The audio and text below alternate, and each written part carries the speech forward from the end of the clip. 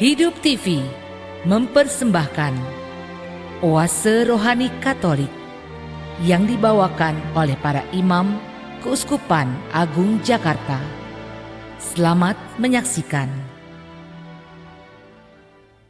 Para pemirsa Hidup TV dan pendengar KAJ Radio Line terkasih, apa kabar Anda semua? Selamat berjumpa kembali dalam acara Oase Rohani Katolik pada hari ini, Kamis 29 Juni 2017, yang juga merupakan Hari Raya Santo Petrus dan Santo Paulus Rasul.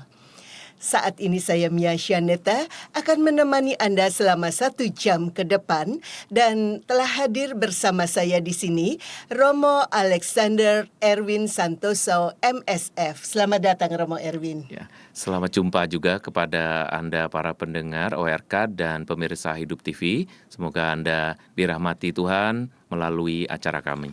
Ya. Nah, para pemirsa Hidup TV dan pendengar KAJ Radio Line, sebelum kita mulai acara ini, ada baiknya kita buka dengan doa melalui Romo Erwin. Marilah kita berdoa. Dalam nama Bapa dan Putra dan Roh Kudus. Amin. Bapa Maha Baik, Engkau telah mengutus para rasul-Mu, sahabat-sahabat-Mu, untuk menjadi pewarta-pewarta bagi kami. Sesudah putramu sampai kepadamu, maka ia mengutus banyak orang juga untuk menjadi rasul-rasul yang melanjutkan pekerjaan-pekerjaan baik. Semoga kami pun boleh menjadi sahabat-sahabat-Mu yang terkasih, sehingga hidup kami menjadi lebih berguna bagi diri kami, bagi banyak orang, bagi keluarga kami, dan terutama untuk memuliakan-Mu. Semua ini kami syukuri dalam nama Yesus Kristus Putra-Mu, Tuhan dan Juru Selamat kami. Amin. Amin. Dalam nama Bapa dan Putra dan Roh Kudus. Amin. Pendengar ORK terkasih, hari ini saya akan membacakan bacaan dari Kisah Para Rasul bab 12 ayat 1 sampai 11. Waktu terjadi penganiayaan terhadap jemaat, Raja Herodes mulai bertindak dengan keras terhadap beberapa orang dari jemaat. Ia bertindak dengan keras dan menyuruh membunuh Yakobus, saudara Yohanes, dengan pedang. Ketika ia melihat bahwa hal itu menyenangkan hati orang Yahudi, ia melanjutkan perbuatannya itu dan menyuruh menahan Petrus. Waktu itu hari raya roti tidak beragi. Setelah Petrus ditangkap, Herodes menyuruh memenjarakannya di bawah penjagaan 4 regu, masing-masing terdiri dari 4 prajurit. Maksudnya ialah supaya sehabis Paskah ia menghadapkannya ke depan orang banyak. Demikianlah Petrus ditahan di dalam penjara. Tetapi jemaat dengan tekun mendoakannya kepada Allah. Pada malam sebelum Herodes menghadapkannya kepada orang banyak, Petrus tidur di antara 2 orang prajurit, terbelenggu dengan 2 rantai. Selain itu, prajurit-prajurit pengawal sedang berkawal di muka pintu. Tiba-tiba berdirilah seorang malaikat Tuhan dekat Petrus, dan cahaya bersinar dalam ruang itu. Malaikat itu menepuk Petrus untuk membangunkannya. Kata malaikat itu, "Bangunlah segera." Maka gugurlah rantai itu dari tangan Petrus. Lalu kata malaikat itu kepadanya, "Ikatlah pinggangmu dan kenakanlah sepatumu." Petrus pun berbuat demikian. Lalu malaikat itu berkata lagi kepadanya, "Kenakanlah jubahmu dan ikutlah aku." Lalu ia mengikuti malaikat itu keluar, dan ia tidak tahu bahwa apa yang dilakukan malaikat itu sungguh-sungguh terjadi. Sangkanya ia hanya melihat suatu penglihatan. Setelah mereka melalui tempat kawal pertama dan tempat kawal kedua, sampailah mereka ke pintu gerbang besi yang menuju ke kota. Pintu itu terbuka dengan sendirinya bagi mereka. Sesudah tiba di luar, mereka berjalan sampai ke ujung jalan. Dan tiba-tiba malaikat itu meninggalkan dia. Dan setelah sadar akan dirinya, Petrus berkata, "Sekarang benar-benar tahulah aku bahwa Tuhan telah menyuruh malaikatnya dan menyelamatkan aku dari tangan Herodes dan dari segala sesuatu yang diharapkan orang Yahudi." Demikianlah sabda Tuhan. Syukur kepada Allah. Bacaan kedua diambil dari surat kedua Rasul Paulus kepada Timotius bab 4 ayat 6 sampai 8, ayat 17 sampai 18. Saudaraku terkasih, darahku sudah mulai dicurahkan sebagai persembahan dan saat kematianku sudah dekat. Aku telah mengakhiri pertandingan dengan baik. Aku telah mencapai garis akhir dan aku telah memelihara iman. Sekarang telah tersedia bagiku mahkota kebenaran yang akan dikaruniakan kepadaku oleh Tuhan, Hakim yang adil pada harinya, bukan hanya kepadaku, tetapi juga kepada semua orang yang merindukan kedatangannya. Tuhan telah mendampingi aku dan menguatkan aku, supaya dengan perantaraanku Injil diberitakan dengan sepenuhnya dan semua orang bukan Yahudi mendengarkannya. Dengan demikian, aku lepas dari mulut singa. Tuhan akan melepaskan daku dari setiap usaha yang jahat. Dia akan menyelamatkan aku sehingga aku masuk ke dalam kerajaannya di surga. Baginya lah kemuliaan selama-lamanya. Amin. Demikianlah sabda Tuhan. Syukur kepada Allah. Para pendengar ORK terkasih, mari sekarang kita siapkan hati kita untuk mazmur tanggapan. Tuhan telah membebaskan dan menyelamatkan daku. Tuhan telah membebaskan dan menyelamatkan daku. Aku hendak memuji Tuhan setiap waktu. Puji-pujian kepadanya selalu ada di dalam mulutku. Karena Tuhan, jiwaku bermegah. Biarlah orang-orang yang rendah hati mendengarnya dan bersuka cita. Tuhan telah membebaskan dan menyelamatkan daku. Muliakanlah Tuhan bersama dengan daku. Marilah kita bersama-sama memasyurkan namanya. Aku telah mencari Tuhan, lalu Ia menjawab aku dan melepaskan daku dari segala kegentaranku. Tuhan telah membebaskan dan menyelamatkan daku. Tujukanlah pandanganmu kepadanya, maka mukamu akan berseri-seri dan tidak akan malu tersipu-sipu. Orang yang tertindas ini berseru, dan Tuhan mendengarkan. Ia menyelamatkan dia dari segala kesesakannya. Tuhan telah membebaskan dan menyelamatkan daku. Malaikat Tuhan berkemah di sekeliling orang-orang yang bertakwa, lalu meluputkan mereka. Kecaplah dan lihatlah betapa baiknya Tuhan. Berbahagialah orang yang berlindung kepadanya. Tuhan telah membebaskan dan menyelamatkan daku. Para teman setia ORK, setelah tadi kita menyimak bacaan pertama, maka mari sekarang kita siapkan hati kita untuk bacaan Injil. Haleluya, haleluya, haleluya, haleluya.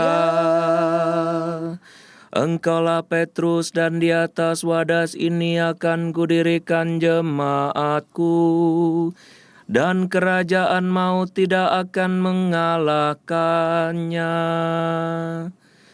Alleluia, alleluia. Tuhan sertamu.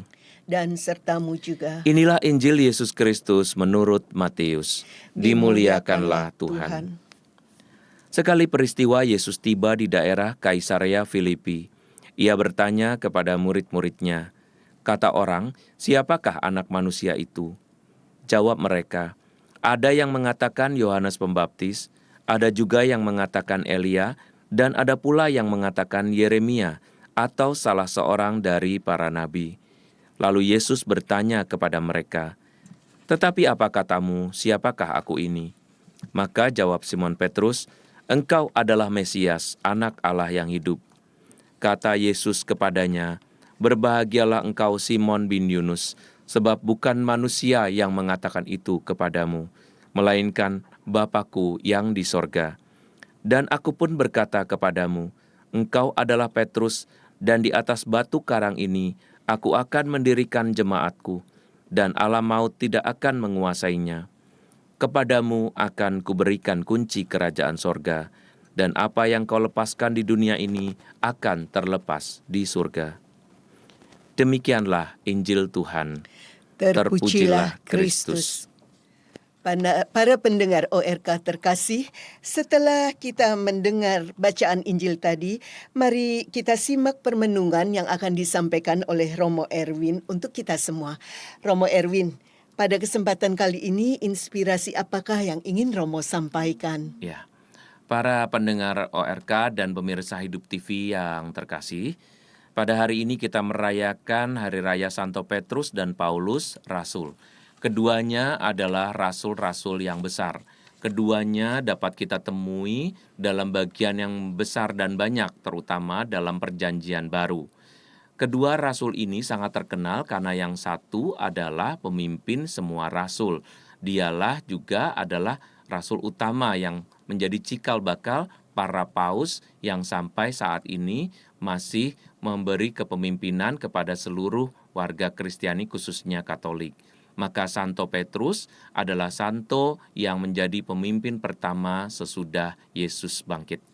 Sedangkan Santo Paulus adalah rasul yang utama juga karena banyak dari Perjanjian Baru yang merupakan tulisannya. Bahkan sebagian besar dari Perjanjian Baru adalah tulisan dari Paulus. Paulus kita kenal sebagai seorang yang semula menganiaya jemaat Kristiani. Dia pembenci jemaat Kristiani pada masa itu. Tetapi karena perubahan atau karena metanoia, karena pertobatannya, maka Paulus justru menjadi alat utama Tuhan Yesus menyampaikan warta sukacita kepada bangsa bukan Yahudi. Perbedaan Santo Petrus dan Paulus yang besar adalah kedua-duanya adalah rasul besar, tetapi Petrus diundang untuk mewartakan Kristus di antara orang-orang Yahudi. Sedangkan Paulus adalah rasul besar yang mewartakan kabar sukacita kepada orang bukan Yahudi. Jadi Petrus lebih internasional kalau dalam bahasa kita sekarang. Dan kita melihat bahwa kedua rasul ini adalah sahabat-sahabat Allah.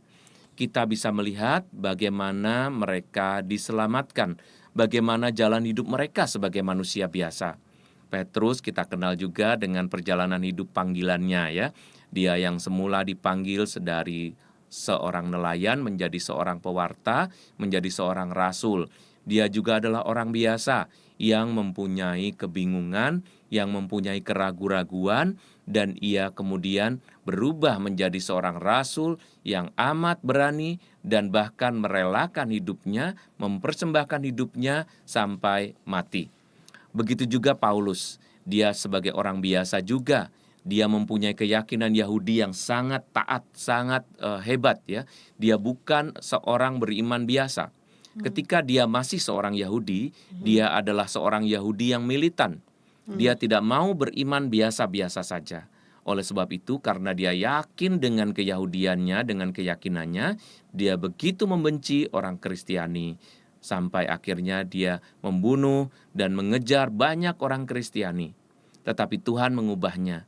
Kejadian yang dialami oleh Petrus dan Paulus adalah kejadian manusiawi biasa. Tetapi kita lihat, orang tidak harus menjadi luar biasa sejak lahir. Justru menjadi manusia biasa itulah yang membuat dia bahkan bisa hidup sebagai orang yang besar di mata Tuhan. Mereka yang menjadi sahabat Tuhan mempunyai atau mengalami bukti bahwa dia dicintai oleh Tuhan dengan sangat luar biasa.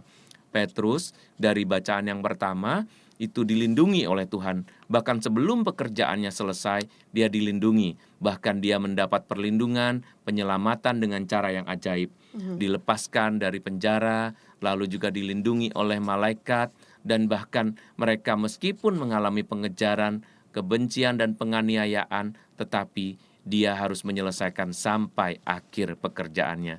Dan terbukti sampai hari ini, kekuasaan kepemimpinan Santo Petrus adalah bentuk kekuasaan dan kepemimpinan yang sederhana. Dia bukan menguasai sebagai raja sebagaimana Herodes, tetapi dia memberi kepemimpinan melalui keteladanan.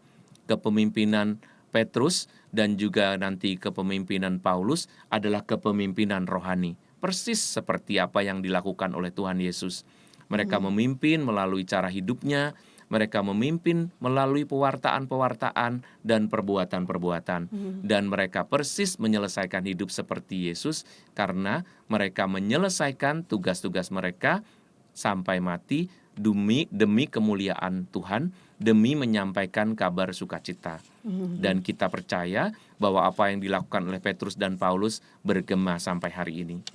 Oleh sebab itu ya, pesan yang bisa kita ambil dari kedua rasul utama ini adalah bahwa kalau kita memang benar-benar mendapat panggilan untuk mewartakan kebaikan Tuhan di dunia ini, melalui cara hidup kita, melalui apa saja yang terjadi dalam hidup kita harus menyelesaikannya. Kita harus menuntaskannya dengan cara-cara kreatif, dengan cara-cara yang sangat inspiratif, dengan cara-cara yang barangkali juga kontroversial, yang sering disebut dalam gereja Katolik, khususnya dalam kepemimpinan Keuskupan Agung Jakarta, bisa dikatakan kita menjadi komunitas yang berbeda, komunitas kontras dengan kehidupan biasa. Mereka yang mengejar hal-hal yang bersifat duniawi, kita juga mengejar hal-hal duniawi, tetapi kita tidak lupa menyertakan hal-hal yang bersifat sangat rohani.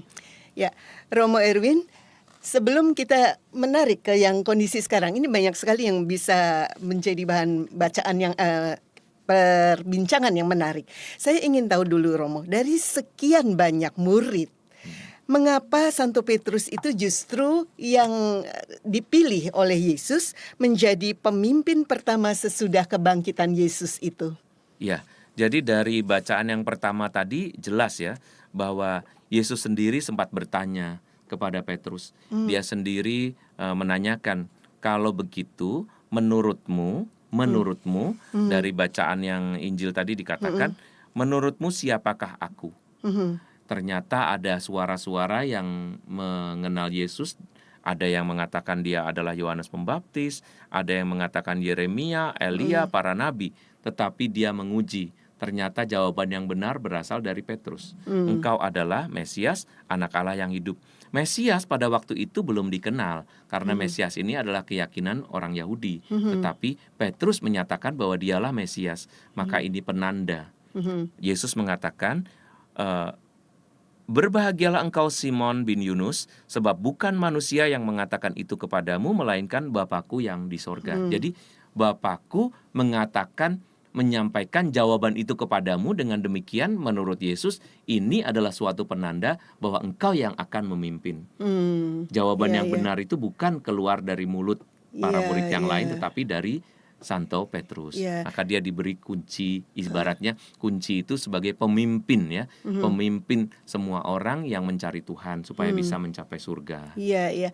Lalu Romo, tadi disebutkan mengenai Santo Paulus. Beliau semula adalah pembenci jemaat Kristiani, ya.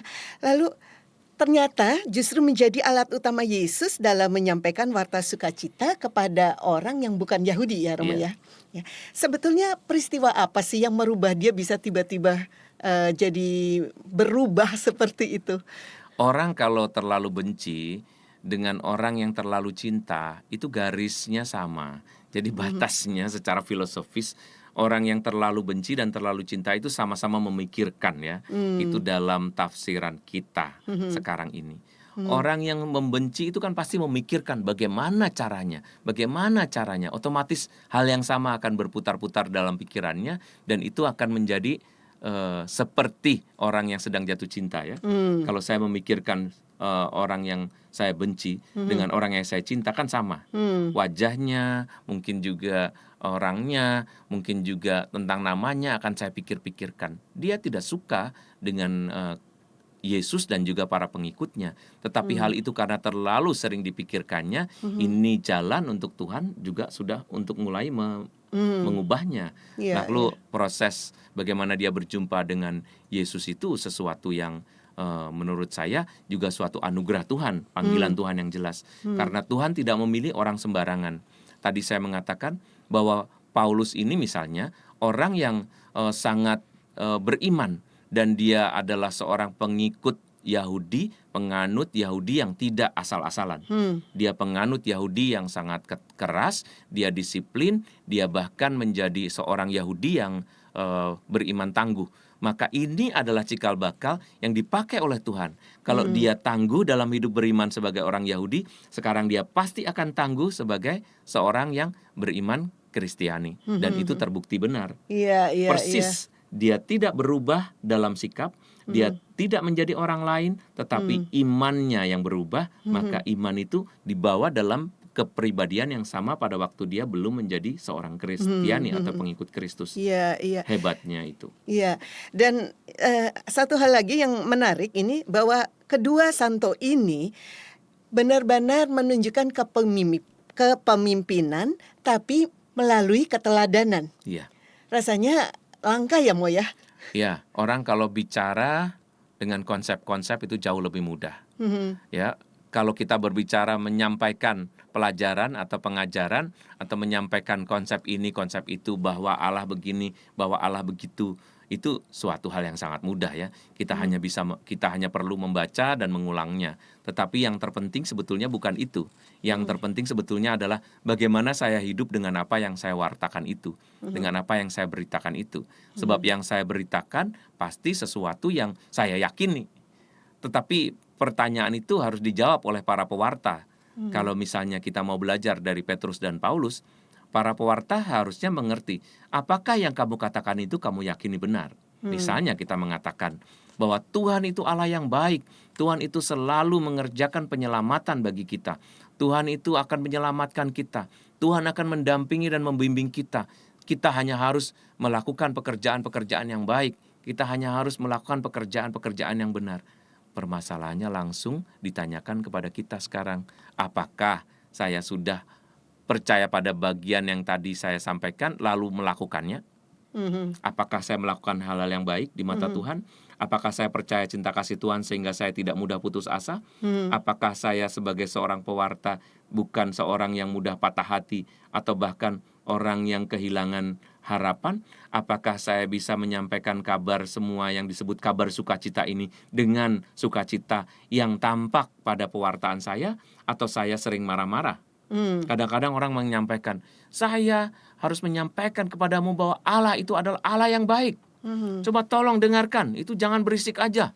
Wah, saya sedang menyampaikan sesuatu yang baik, tetapi cara saya menyampaikan kebaikan itu barangkali perlu dievaluasi. Ternyata saya tidak mampu menyampaikan kabar gembira dan kabar sukacita itu dengan cara yang baik. Karena saya mulai marah-marah. Nah, itu. Ya, saya jadi teringat dengan berita tentang banyak juga nabi-nabi palsu, begitu Romo. Nah, bagaimana pendapat Romo itu? Jadi kalau tadi misalkan nyampeinnya marah-marah, orang bisa langsung mungkin antipati gitu ya Romo ya. Tapi ini disampaikan dengan halus. Nah, bagaimana kita bisa membedakan nih Romo? Ada bagian lain yang dinyatakan oleh Tuhan Yesus mengenai suatu pewartaan yang asli, gembala yang asli, yaitu soal buah. Jadi kalau kita mau mendengarkan dan memastikan apakah kabar ini benar, apakah pewartaan dan kenabian ini benar, maka kita harus lihat buahnya. Orang tidak harus didengarkan dan meyakini apa yang disampaikan, tetapi kita lihat buahnya. Zaman ini saya kira juga banyak ya pembicara-pembicara, tidak sedikit pembicara-pembicara yang kemudian jatuh. Kenapa? Karena dia dilihat oleh publik tidak mampu hidup dalam apa yang dikatakannya sendiri. Maka para pemirsa dan para pendengar yang terkasih, Anda semua diundang untuk mempercayai mempelajari, tetapi juga melakukan apa yang Anda yakini benar itu. Dengan demikian kita akan menjadi nabi-nabi yang asli. Seringkali dikatakan oleh dalam Injil juga sering dikatakan, kamu boleh mendengarkan firman-firman yang disampaikan oleh para ahli-ahli kitab, oleh para orang Yahudi atau orang Farisi. Dengarkan, tetapi jangan ikuti cara hidupnya. Sebab mereka menyampaikan tetapi mereka tidak melakukannya. Wah, itu yang sangat berbahaya. Dengan kata lain, kita bisa melihat apakah firman yang disampaikan itu baik atau tidak, yang bersangkutan yang menyampaikan itu juga patut diteladani atau tidak, dengan melihat buahnya, ya Romo. Bukti dari buahnya. Buah itu berbeda dengan dampak. Kalau dalam bahasa Indonesia, dampak itu berarti negatif, sedangkan buah itu pasti positif. Oh, oke. Kalau melihat dari buahnya berarti buahnya positif. Kalau kita melihat justru dari pewartaan itu dampaknya, hasilnya negatif, maka tidak perlu bicara terlalu panjang karena dampaknya negatif. Negatif bukan bagi dirinya sendiri, tetapi bagi orang lain, bagi hidup bersama. Maka kita perlu memastikan bahwa apa yang dilakukan oleh kedua santo besar ini sesuatu yang baik. Karena apa? Karena efeknya ternyata baik. Menyelamatkan banyak orang, meskipun orang barangkali harus berjuang dalam hidupnya pada waktu itu karena percaya kepada Kristus. Mereka mungkin harus berjuang, bahkan beberapa mati, banyak sekali yang mati, tetapi kematian mereka adalah kematian yang berbahagia. Kenapa? Karena mereka percaya dan bahwa mereka berbahagia dan bersukacita menjalankan hidupnya. Dan terbukti apa yang mereka lakukan kepada orang lain adalah satu kebaikan. Itu yang menjadi satu bentuk bukti dan apa yang saya sebut sebagai buah tadi. Ya, baik Romo Erwin, kita akan lanjutkan perbincangan kita di sesi kedua, Romo. Para pendengar terkasih, semoga apa yang kita simak bersama tadi dapat menguatkan keimanan kita. Kita akan jeda sejenak dan mari kita dengarkan bersama sebuah lagu berikut ini.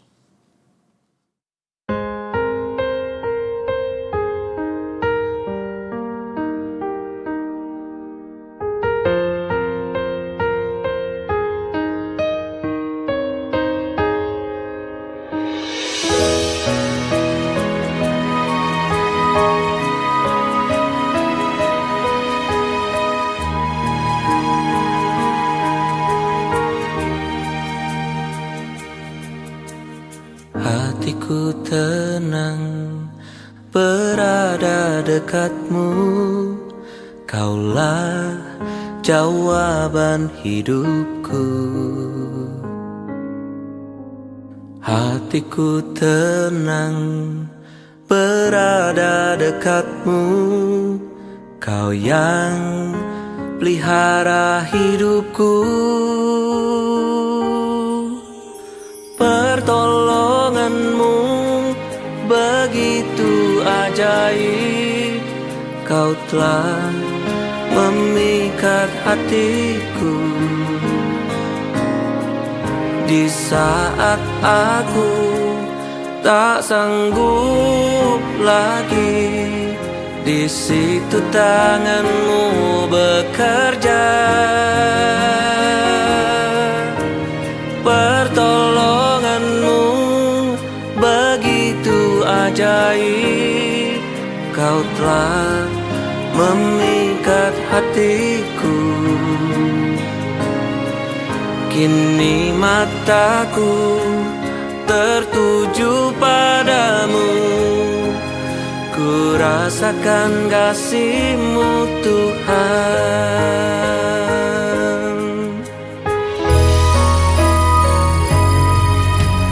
Hatiku tenang berada dekat-Mu, Kaulah jawaban hidupku. Hatiku tenang berada dekat-Mu, Kau yang pelihara hidupku. Pertolonganmu begitu ajaib, Kau telah memikat hatiku. Di saat aku tak sanggup lagi, di situ tanganmu bekerja. Pertolonganmu begitu ajaib, kau telah memikat hatiku. Kini mataku tertuju padamu, ku rasakan kasih-Mu Tuhan.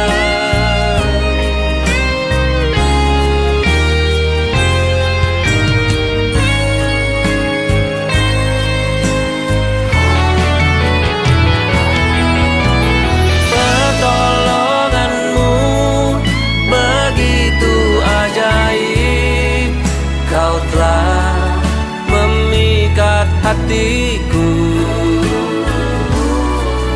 Di saat aku tak sanggup lagi, di situ tanganmu bekerja.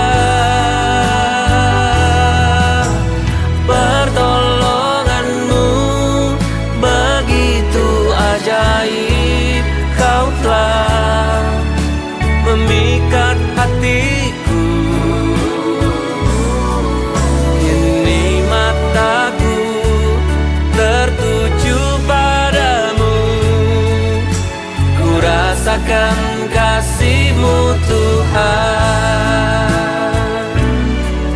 Kini mataku tertuju padamu, ku rasakan kasih-Mu Tuhan.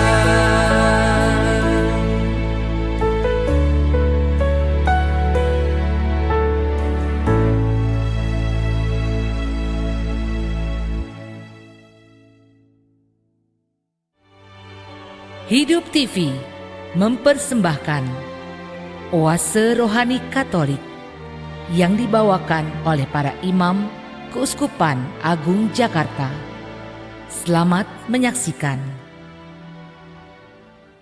Para pemirsa Hidup TV dan para pendengar KAJ Radio lain, kembali bersama dengan Romo Alexander Erwin Santoso, MSF, dan saya Mia Syaneta dalam acara Oase Rohani Katolik pada hari ini, Kamis 29 Juni 2017, yang merupakan Hari Raya Santo Petrus dan Santo Paulus Rasul. Sebelum kita lanjutkan perbincangan kita, bagi Anda yang ingin bertanya, kami persilakan untuk mengirimkan pertanyaan Anda melalui alamat email kami di orkkaj@yahoo.com atau melalui nomor telepon 0822 103 61555. Ya, Romo Erwin, kita lanjutkan perbincangan kita. Romo, di sesi ini saya ingin tahu apa yang kira-kira bisa kita pelajari dari bacaan Injil hari ini, Romo. Baik, yang bisa kita pelajari tadi dari bacaan yang pertama dan kedua, kita sudah belajar sedikit bagaimana Tuhan Yesus memilih orang-orang yang akan meneruskan atau melanjutkan karya baiknya di dunia ini. Maka dipilihnya Santo Petrus sebagai pemimpin utama, sebagai primus inter pares dalam bahasa Latin, yang artinya yang utama di antara mereka yang utama, atau yang tertinggi di antara mereka yang tertinggi. Artinya ya mereka para pembesar itu ada pemimpinnya, yaitu Santo Petrus. Dan kemudian dipilih juga Santo Petrus melayani di antara orang-orang Yahudi, karena dia hidup di antara orang-orang Yahudi.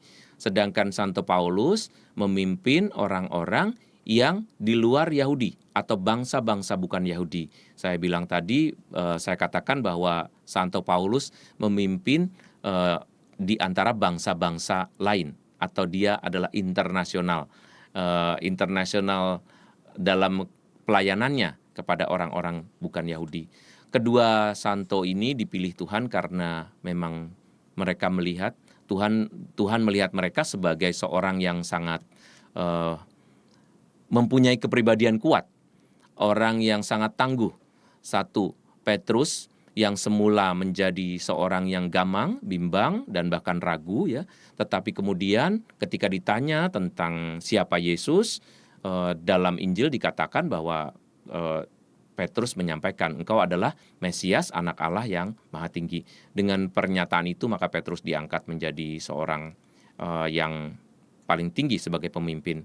Sedangkan Paulus dari orang yang sangat jahat, pembunuh, pengejar bangsa yang mempunyai keyakinan akan Kristus, ternyata dia bisa berubah menjadi seorang yang baik dan bahkan menjadi seorang yang tangguh dan berani juga untuk mewartakan kebaikan dan cinta kasih Tuhan, menjadi seorang Kristiani super. Maka itu yang akhirnya Tuhan memutuskan memilih mereka. Dan dalam bacaan Injil, pertama-tama karena dalam Injil Paulus belum ada ya, sehingga tidak terdapat bacaan tulisan mengenai Paulus di dalam Injil.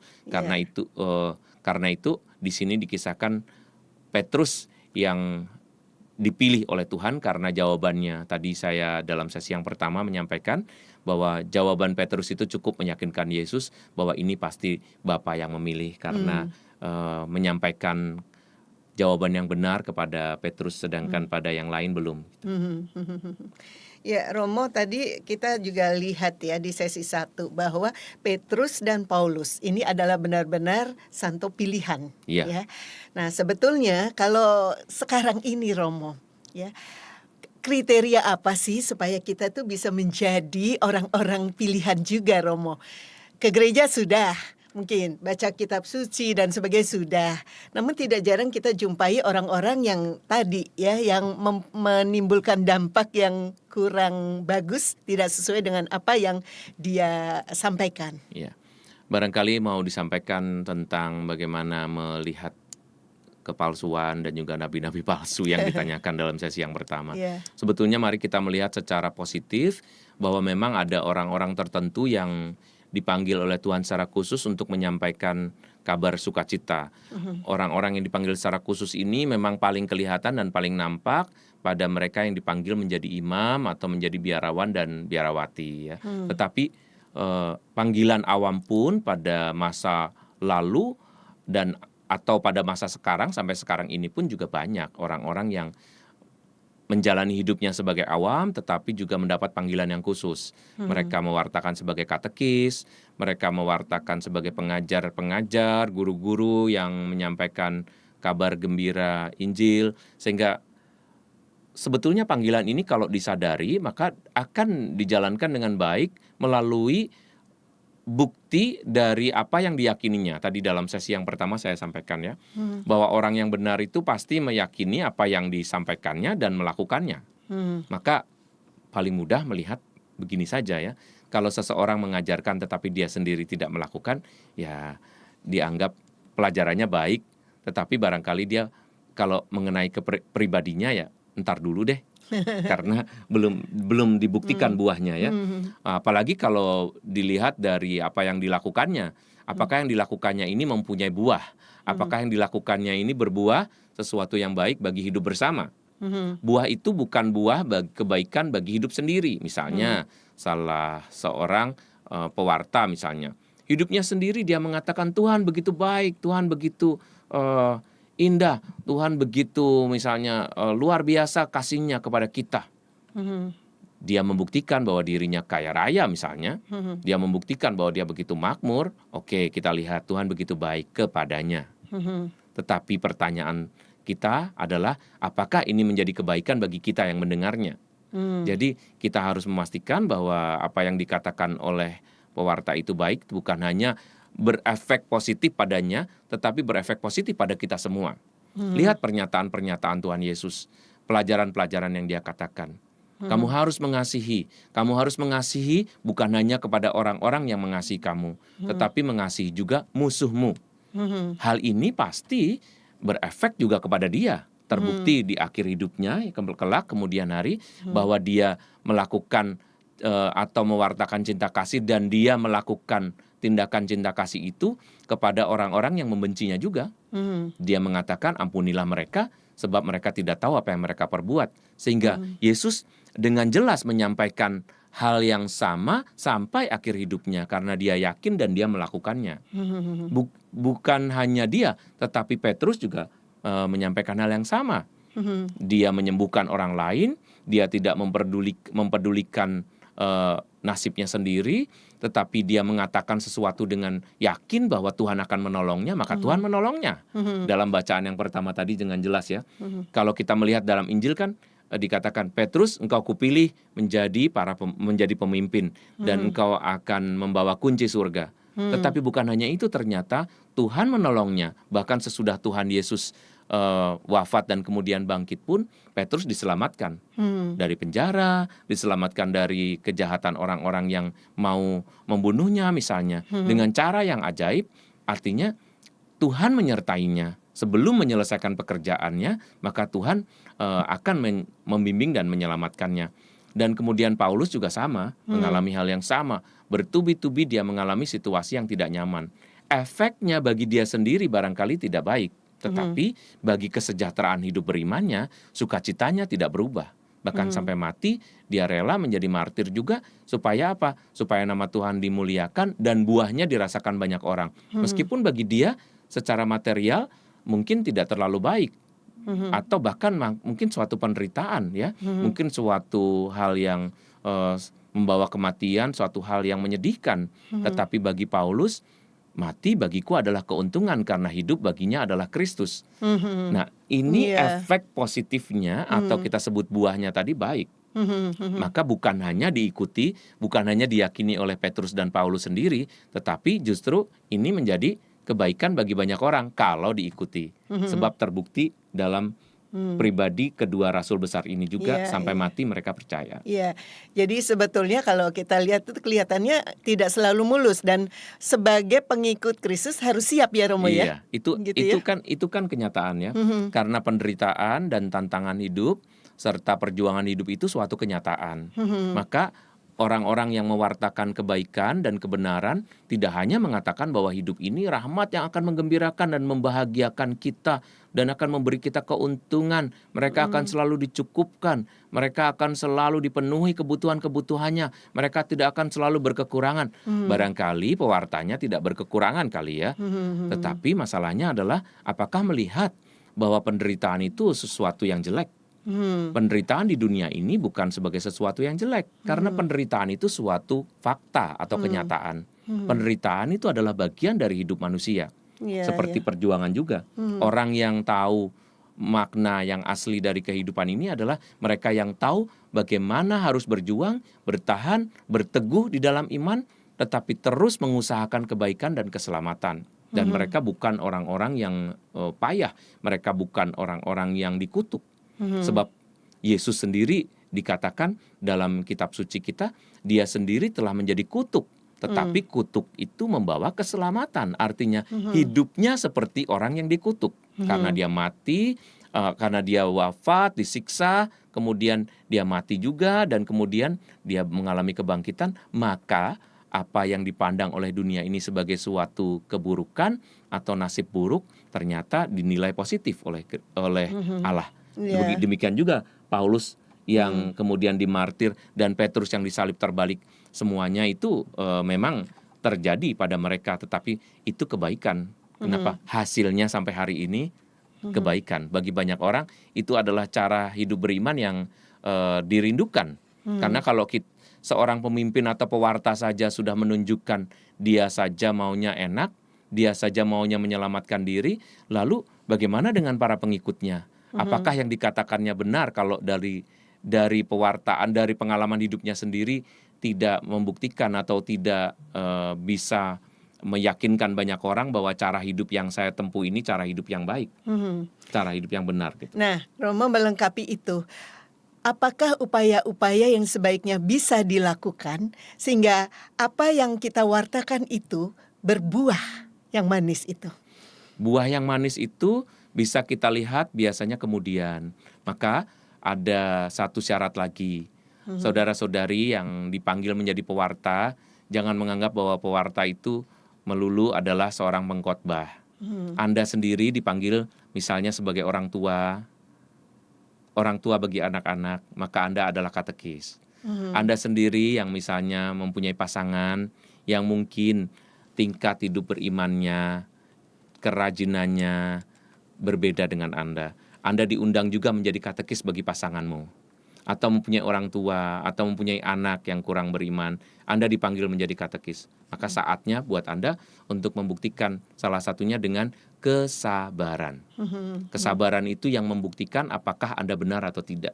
Iya. Karena Tuhan belum tentu memberikan hasil pada saat yang cepat ya. Iya. Justru kesabaran dan ketekunan ini menunjukkan bahwa kita yakin Tuhan bekerja. Ini pekerjaan Tuhan, ini bukan pekerjaanmu.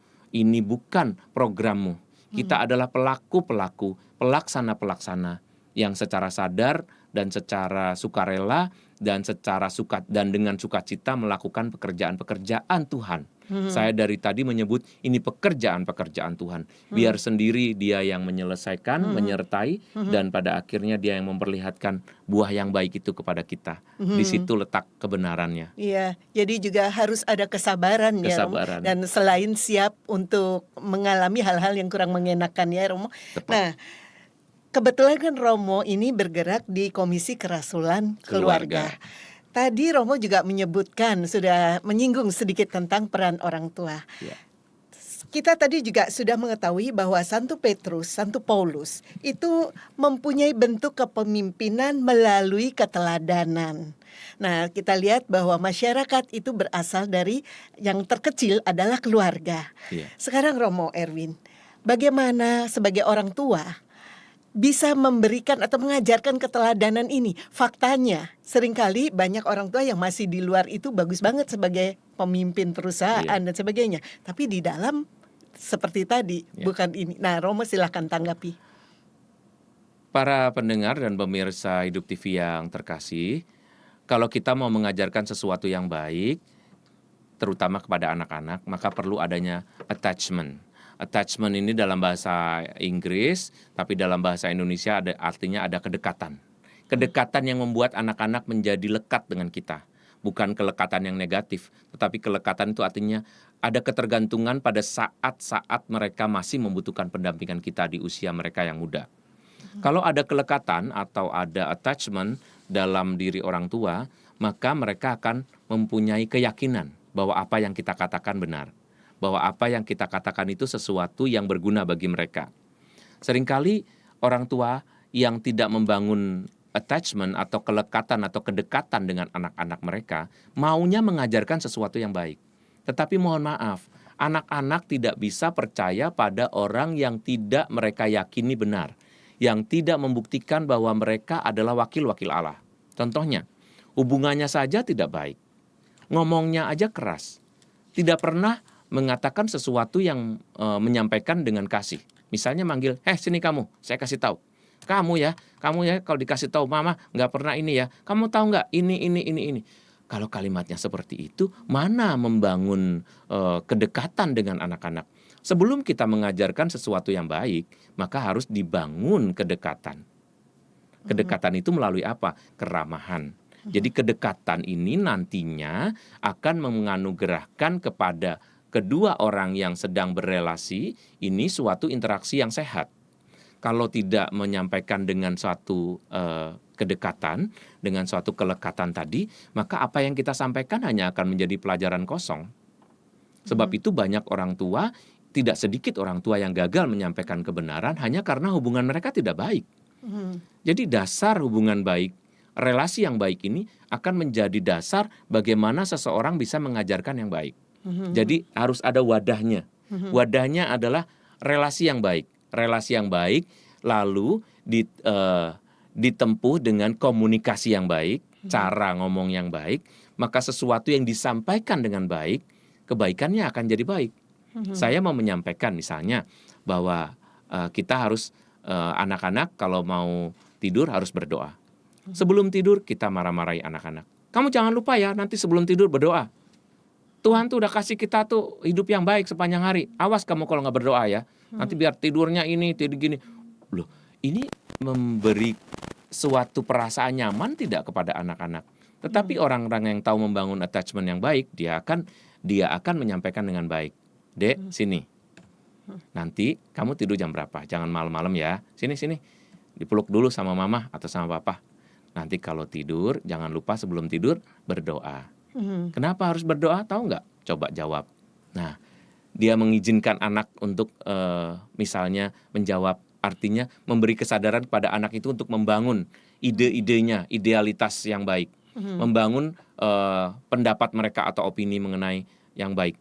Ya karena nanti kalau nggak berdoa, nanti kita bisa sakit. Loh, bukan gitu. Masa kalau nggak berdoa bisa sakit? Tuhan itu kan baik. Kita berterima kasih, bukan karena takut. Nah, kalau kita tidak takut, maka kita berterima kasih dan bersyukur, kan jadinya nyaman. Kalau tidur jadi kita mantep nih, tidurnya nyenyak. Besok kalau bangun jadi sehat. Maka sebelum kita tidur, kita berdoa supaya nyaman. Karena kita berterima kasih sama Tuhan. Nanti tidurnya nyenyak, dijauhkan dari yang jahat kan kalau manggil-manggil Tuhan. Nah besok bangun jadi sehat deh.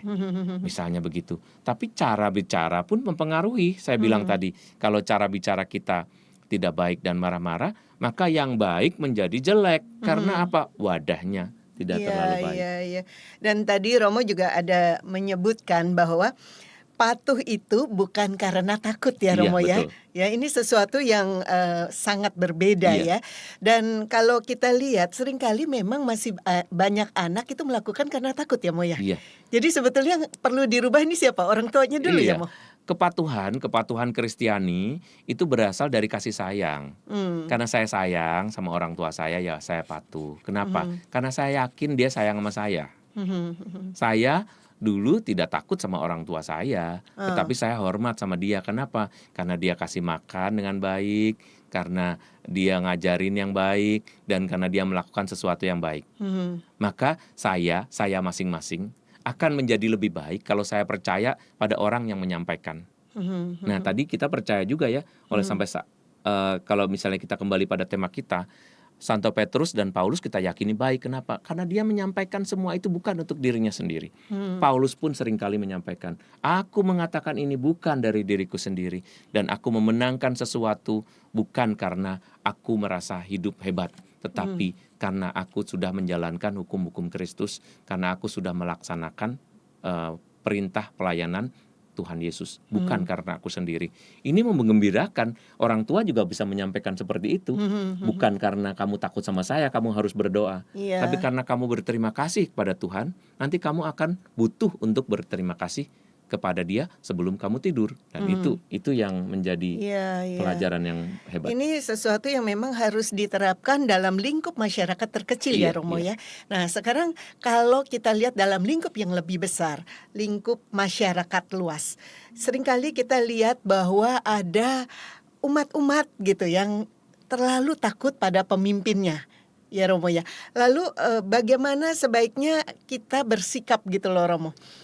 Takut pada pemimpin itu biasanya karena pemimpinnya menakutkan. Tapi kalau pemimpinnya tidak menakutkan, barangkali kita sebut ini sebagai hormat, respect ya. Kita respect, kita menghormati pemimpin. Kenapa? Karena pemimpinnya ini begitu karismatis, sehingga pantas untuk kita hormati. Pemimpin yang karismatik atau pemimpin yang kita hormati ini karena kita sayang juga. Seperti saya sampaikan tadi, dalam hidup berkeluarga kan sama. Anak-anak yang menghormati orang tuanya, dia tidak takut kepada orang tuanya, tapi karena hormat saking sayangnya. Kita juga menjadi pemimpin seperti itu ya. Pemimpin-pemimpin yang kita kenal yang baik ya, itu juga akan kita rasakan kita nyaman berada di dekatnya. Dia mengajarkan sesuatu yang baik dengan kesederhanaan, dengan kedekatan, dengan cinta kasih dan perhatiannya pada orang kecil. Tentu saja ini akan lebih melegakan dan melahirkan respect kepada kita juga. Sebaliknya kalau menyebarkan rasa takut, ya kita harus bertanya apakah memang dia pemimpin yang benar gitu ya kan. Romo Erwin, punyakah contoh yang menarik, yang contoh nyata dalam kehidupan sehari-hari ini dengan umat, di mana ini loh role model yang bagus tuh harusnya begini gitu? Kalau role model ya, dulu saya melihat bahwa pemimpin-pemimpin di seminari itu juga berbeda-beda ya. Tapi kebanyakan para pemimpin di seminari itu dipilih dari para romo yang mempunyai kematangan mental yang baik, kematangan kepribadian yang baik, dan ini memberi kesadaran kepada kami waktu itu para frater, suatu contoh yang baik bagaimana hidup menjadi pemimpin yang hidup dengan perkataannya sendiri. Misalnya bangun jam 5 karena nanti jam setengah 6 akan misa, akan ibadah misalnya. Sekarang malah lebih pagi lagi, bangun setengah 5 karena ibadat akan dimulai jam 5 misalnya, seperti itu. Pemimpin tidak perlu dibangunkan, tapi dia sudah bangun. Bahkan dia berjalan berkeliling di antara kamar-kamar para frater, dia bangun, frater bangun, tidak ketok-ketok dengan marah-marah juga. Dan ini membangkitkan semangat pada kami untuk bangun pagi juga misalnya. Hal kecil ini saya kira pantas diterapkan di paroki-paroki juga ya. Kita lihat cara kepemimpinan para pastor kita juga. Semoga Anda juga mempunyai pastor-pastor yang baik, yang memberi contoh kepada Anda bagaimana hidup sebagai seorang gembala yang baik. Dan kami semua boleh menjadi gembala Anda yang baik dan pantas dicontoh. Ya, Romo Erwin, semoga ini menjadi inspirasi juga ya bagi para pemimpin-pemimpin, khususnya pemimpin umat ya di sana. Karena tidak terbatas pada Romo dan suster kan. Benar. Ya, Romo Erwin, adakah lagi yang ingin disampaikan terkait dengan topik kita hari ini? Jadi kalau menjadikan ini satu kesimpulan, para saudara, baik Anda yang mendengarkan saat ini, entah Anda sebagai pemimpin iman, yaitu sebagai pastor, suster, bruder, maupun Anda sebagai awam, sebagai orang tua, sebagai pemimpin di kantor-kantor, jangan takut menjadi orang-orang yang terpanggil. Kalau Anda memang dipanggil untuk menjadi pemimpin, jadilah pemimpin yang rohani juga. Sampaikanlah bukan hanya hal-hal yang bersifat material, yang bersifat profesional, tetapi sampaikanlah juga imanmu. Sebab dengan iman itu pekerjaan-pekerjaan menjadi lebih baik, dan orang-orang yang bekerja dengan iman hasilnya juga akan lebih baik juga. Inilah cara kita untuk melayani Tuhan dan membuktikan bahwa memang Tuhan memanggil kita, dan memang inilah makna hidup kita di dunia ini. Bukan sembarangan asal diciptakan, tapi kita diciptakan untuk suatu perbuatan baik, untuk suatu maksud dan penyelamatan bagi orang-orang yang berada di sekitar kita. Tadi Romo Erwin mengatakan kalau jadi pemimpin hendaknya jadi pemimpin rohani juga dalam sehari-hari gitu ya Romo ya. Ya, pemimpin rohani artinya jadi pemimpin yang spiritual juga gitu. Misalnya di kantor-kantor, kalau Anda dipanggil menjadi pemimpin kantor, ya usahakan misalnya setiap hari Jumat atau pada saat saudara-saudara Muslim misalnya sholat, lalu kita juga membuat satu persekutuan dan kita hadir. Jangan sampai kita nyuruh anak buah untuk mengadakan persekutuan doa, tetapi pemimpinnya nggak pernah hadir, hanya menyokong dengan materi atau dengan dana saja. Anda datang, ikut berdoa dan menjadi umat di situ, itu yang barangkali lebih melegakan dan membangun attachment di antara pemimpin dan juga karyawannya. Ada kata yang penting di sini, keterikatan secara emosional ya, dalam arti attachment itu ya Romo ya. Ya, ini mudah-mudahan ini menjadi inspirasi yang menarik dan bisa dijalankan. Para pendengar terkasih, sampailah kita di penghujung acara. Sebelum kita akhiri acara ini, mari kita tutup dengan doa dan berkat melalui Romo Erwin. Marilah kita berdoa. Dalam nama Bapa dan Putra dan Roh Kudus. Amin. Tuhan, Engkau telah membimbing kami, memberikan kepada kami pemimpin-pemimpin gereja yang baik. Berkatilah kami, berkatilah para pemimpin gereja kami. Dan jadikanlah juga kami teladan memimpin orang-orang yang berada di sekitar kami. Keluarga, putra-putri, sanak, saudara, handai tolan, dan juga teman-teman kami. Biarlah kami menjadi contoh yang baik mengikutimu, sehingga pada akhirnya kami boleh merasa lega, berbahagia, dan bersuka cita karena sudah mengikuti jalan-Mu. Demi Yesus Kristus, Tuhan dan Juru Selamat kami. Amin. Tuhan sertamu. Dan sertamu juga. Allah yang Maha Kuasa memberikan berkat kepada kita, pekerjaan, keluarga kita masing-masing, dalam nama Bapa dan Putra dan Roh Kudus. Amin. Ya, Romo Erwin, terima kasih atas kehadirannya di sini. Para pendengar terkasih, semoga perbincangan tadi bermanfaat bagi kita semua. Kita tahu bahwa orang tidak harus lahir menjadi orang tidak harus jadi orang luar biasa sejak lahir. Itu boleh dikat aja deh di situ ya, diulangi ya. Ya. Mulai dari penutup ya. Para pendengar terkasih, demikian perbincangan kita tadi. Semoga banyak manfaatnya bagi Anda. Kita tahu bahwa orang tidak harus jadi orang luar biasa sejak lahir. Namun, kita diberi kesempatan luar biasa untuk dapat menjadi teladan dalam hidup bermasyarakat. Semoga perbincangan kita bermanfaat bagi Anda semua. Romo Alexander Erwin Santoso, MSF, dan saya Mia Syaneta pamit undur diri dari ruang Anda. Selamat melanjutkan aktivitas Anda dan jangan lupa untuk selalu mengamalkan Pancasila. Semakin adil, semakin beradab. Salam damai. Demikianlah Oase Rohani Katolik yang dibawakan oleh para imam Keuskupan Agung Jakarta. Tuhan memberkati.